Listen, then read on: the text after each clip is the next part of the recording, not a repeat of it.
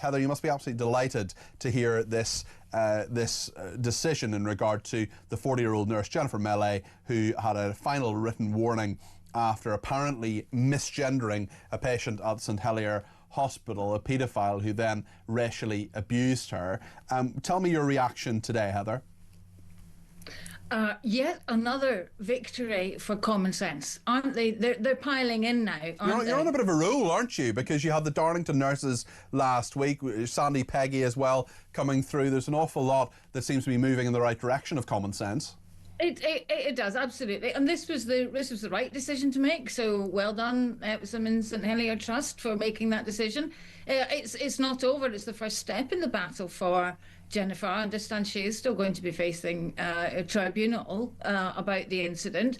But really, when we look at the situation, when a white male racist paedophile is prioritised, and the feelings for him are prioritised over those of a hard-working female nurse, the brains of our leadership have turned to mush with this ideology-driven belief that we've got to be so kind, we've got to trip over ourselves, and we've got to tell lies, and we've got to convince our brains to tell us lies in the heat of the moment. When a nurse is treating somebody, she must first and foremost think about what pronouns he wants to use, rather than think about what is the best care that he needs. Jennifer was abandoned by the Royal College of Nursing, by her union, the Nursing and Midwifery Council, and it is utterly appalling. Who on earth was she supposed to turn to? Of course, she should be able to speak out. She should be able to tell her story, what happened to her, because it is so outrageous that,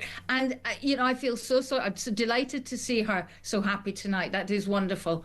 And on, as you said, on the back of Sandy Peggy, the Darlington nurses, and now this here, they're thick and fast, but this is happening to women all over the country, nurses as well as women in other professions that are forced to use changing rooms and toilets in mixed sex environment, which is really goes against the grain for all of us. Let me put my cynical hat on here just for a second, Heather. I'm on your side. Don't no doubt about that. But let me put my cynical hat on here. Let me play devil's advocate here just for a second and say that some people would argue that this is actually about patient confidentiality. Whether you are a racist paedophile or whether you're as pure as the driven snow, you're entitled to patient confidentiality. She was accused of breaking that.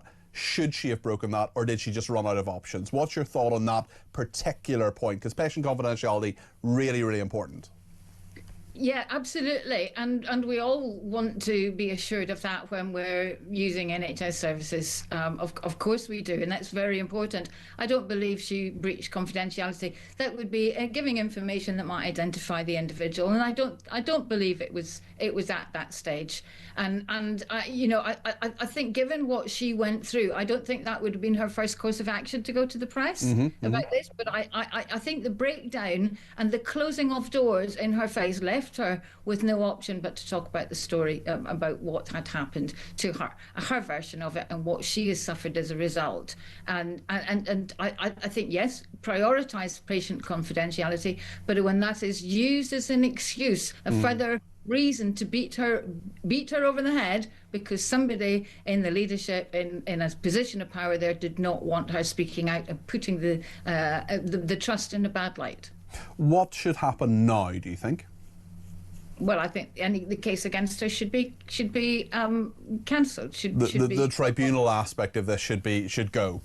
Absolutely, it should go. But more importantly, if Bridget Phillipson was not still sitting on the guidance produced by the EHRC and allowing councils, government bodies, organisations across the land to fall back on the trope that they're waiting for guidance, the law was clarified in April last year. We're coming up to a year. We're not far off a year when the Supreme Court reached its judgment, which clarified a law that has existed since 2010, and before that in different guises.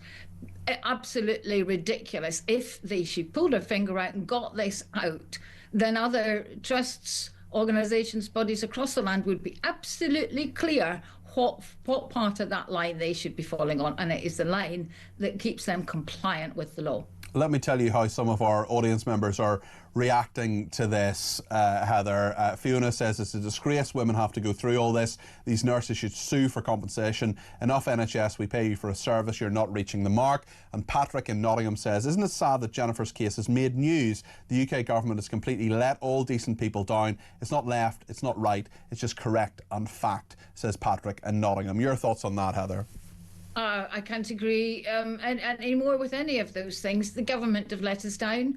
They say they support the Supreme Court ruling, yet they're not doing anything about it. They're leaving trusts and businesses who we already know, and this ideology has done a really, really good job of persuading them to follow a law that is not really not the law, that it has no grounds, and it leaves them helpless when they come to these situations with their employees, with service users, when they're left floundering. They are completely in the wrong. It is clear in law, and who knows what compensation might be payable ultimately to any of these people, these women that are going through these trials. I mean, and it takes so long. I mean, yes, of course. Well, things like loss of earnings, things like pension contributions and so on, they should all be paid, because they shouldn't.